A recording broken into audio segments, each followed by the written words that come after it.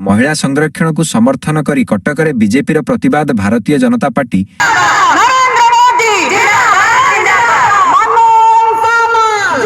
BJP द्वारा संसद और राज्य विधानसभा महिला मानक पई 33% आसन संरक्षण करिवार सिद्धांत को नहीं राजनैतिक मंच रे चर्चा जोर धरिछि। एही सिद्धांत को कांग्रेस, आईएनसी और बिजु जनता दल बीजेडी विरोध करुथिबा अभियोग करी बीजेपी पक्षरु कटक रे महिला माने विक्षोभ प्रदर्शन करथिले। कटक सहरर विभिन्न स्थानरु आसीथिबा अनेक महिला बीजेपी पताका और स्लोगान सह रैली करथिले।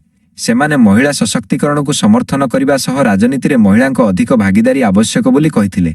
प्रतिवाद समय महिला माने कहिथिले जे 33% संरक्षण महिलांक पई एक ऐतिहासिक पदक्षेप और यह देशर राजनीति रे नूतन परिवर्तन आनिबो।